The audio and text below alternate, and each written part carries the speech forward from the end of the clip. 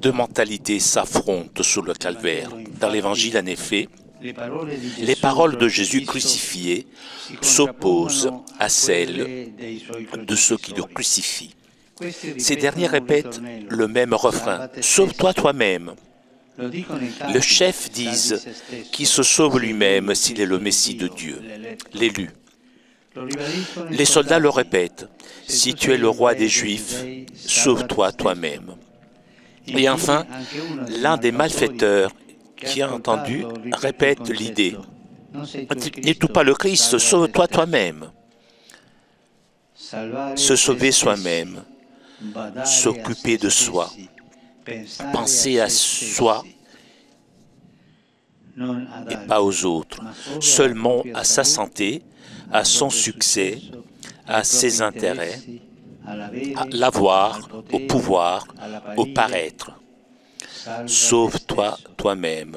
C'est le refrain de l'humanité qui a crucifié le Seigneur. Réfléchissons-y. Mais à la mentalité du moi s'oppose la mentalité de Dieu. Le « sauve-toi toi-même » se heurte au Sauveur qui s'offre lui-même.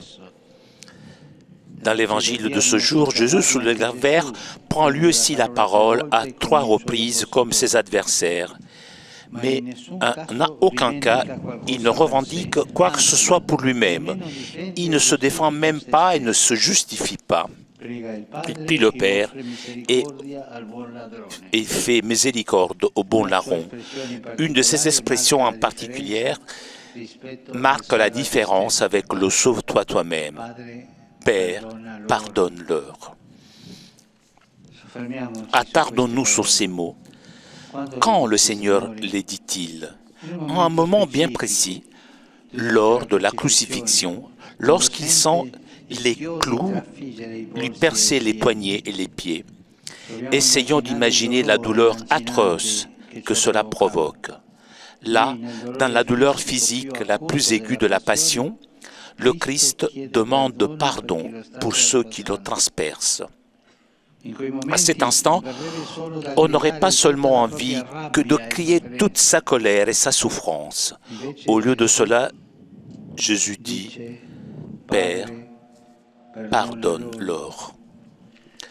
Contrairement aux autres martyrs dont parle la Bible, il ne fait pas de reproches au bureau ni ne menace de châtiment au nom de Dieu, mais il prie pour les méchants.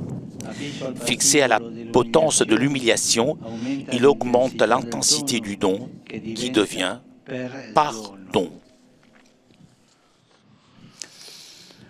Frères et sœurs, pensons que Dieu fait de même avec nous. Lorsque nous lui faisons mal par 2 actions, il souffre et il n'a qu'un seul désir,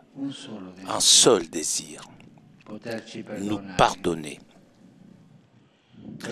Pour nous en rendre compte, regardons le crucifié. C'est de ces blessures, de ces brèches de douleur causées par nos clous que le pardon jaillit. Regardons Jésus sur la croix et méditons sur le fait que nous n'avons jamais reçu de meilleures paroles. Père, pardonne. Regardons Jésus sur la croix et constatons que nous n'avons jamais reçu un regard plus tendre, plus compatissant. Regardons Jésus sur la croix et réalisons que nous n'avons jamais reçu une étreinte plus aimante. Regardons le crucifié et disons « Merci Jésus, tu m'aimes et tu me pardonnes toujours, même quand j'ai du mal à m'aimer et à me pardonner. » Là, alors qu'on le crucifie au moment le plus difficile, Jésus vit son commandement le plus difficile, l'amour des ennemis. Pensons à quelqu'un qui nous a blessés, offensés, déçus, quelqu'un qui nous a mis en colère, qui ne nous a pas compris ou qui n'a pas été un bon exemple. Combien de temps restons-nous à repenser à ceux qui nous ont fait du mal, tout comme nous restons à regarder en nous-mêmes et à lécher les blessures qui nous ont infligées par les autres, par la vie, par l'histoire. Jésus nous apprend aujourd'hui à ne pas en rester là, mais à réagir, à briser le cercle vicieux du mal et du regret, à réagir au clou de la vie avec amour, au coup de la haine avec la caresse du pardon. Mais nous, les disciples de Jésus, suivons-nous le Maître ou bien notre instinct rancunier? C'est une question que nous devons nous poser. Est-ce que nous suivons le Maître ou bien notre instinct rancunier? Si nous voulons vérifier notre appartenance au Christ, regardons comment nous traitons ceux qui nous ont blessés. Le Seigneur nous demande de répondre, non pas selon notre instinct, ni comme tout le monde le fait, mais comme lui le fait avec nous. Il nous demande de briser la chaîne du « je t'aime si tu m'aimes ». Je suis ton ami si tu es mon ami. Je t'aide si tu m'aides. Non, compassion et miséricorde pour tous, car Dieu voit à chacun un fils. Il ne nous divise pas en bon et mauvais, entre amis et ennemis. C'est nous qui faisons cela, en le faisant souffrir. Pour lui, nous sommes tous des enfants bien-aimés qui veulent embrasser et pardonner. Même cette invitation au banquet de noces, ce Seigneur envoie ses serviteurs sous le croisement des chemins. Amenez tous, les blancs, les noirs, les bons, les méchants, tous, les malades, les en bonne santé tous, et la mort de Jésus est pour tous. Il n'y a pas de privilégiés. L'amour est pour tous. Le privilège de chacun d'entre nous est d'être aimé, pardonné. Père, pardonne-leur, car ils ne savent pas ce qu'ils font. L'Évangile souligne que Jésus disait ceci. Il ne l'a pas dit une fois pour tout au moment de la crucifixion, mais il a passé des heures sur la croix en ayant ces mots sur les lèvres et dans le cœur. Dieu ne se lasse pas de pardonner.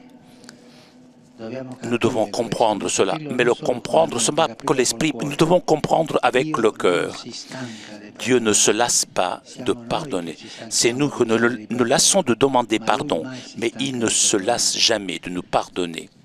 Il ne supporte pas seulement jusqu'à un certain point pour ensuite changer d'avis, comme nous sommes tentés de le faire.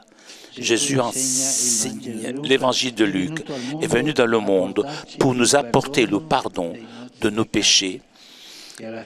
Et il nous a donné à la fin une instruction précise, annoncer à tous le pardon des péchés en son nom. Frères et sœurs, ne nous lassons pas du pardon de Dieu. À nous, prêtres, de l'administrer, à chaque chrétien de le recevoir et d'en témoigner. Nous ne devons pas les lasser du pardon de Dieu. Père, pardonne-leur, car ils ne savent pas ce qu'ils font.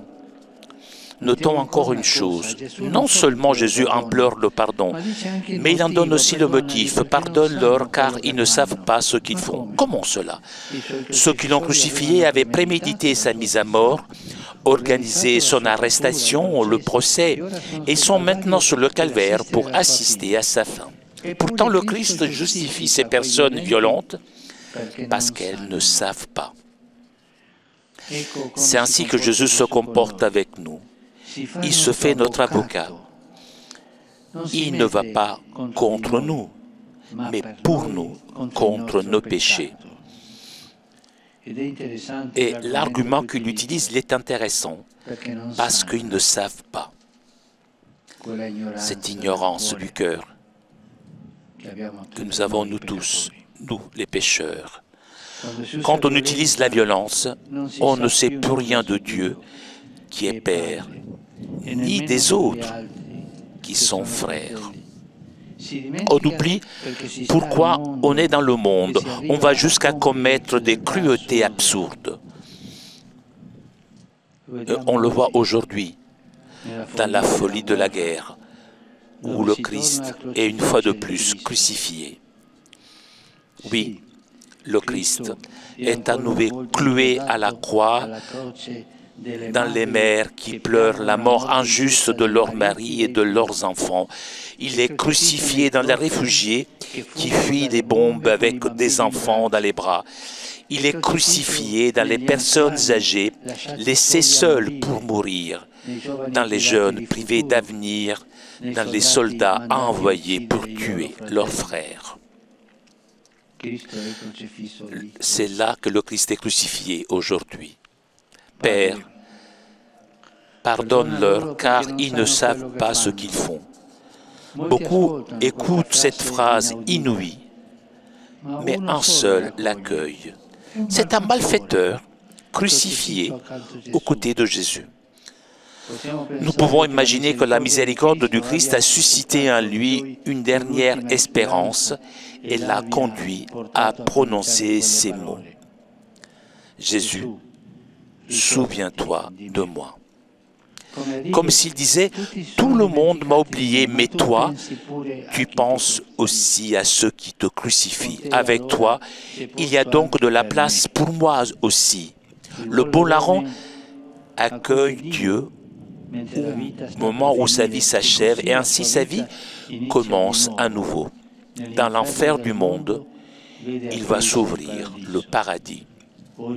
Aujourd'hui, avec moi, tu seras dans le paradis.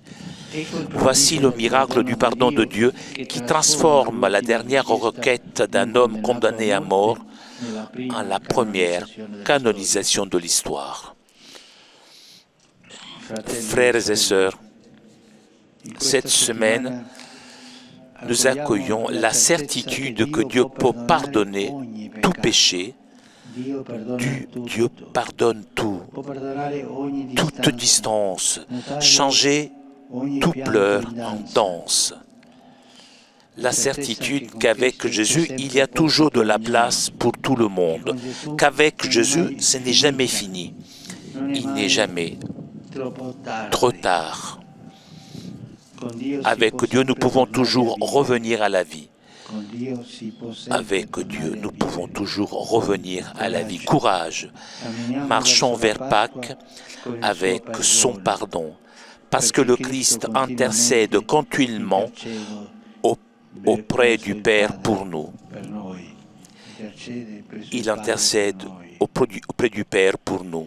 Et en regardant notre monde violent, notre monde blessé, il ne se lasse pas de répéter, et nous le faisons maintenant avec notre cœur et en silence. Nous répétons avec Jésus, Père, pardonne-leur, car ils ne savent pas ce qu'ils font.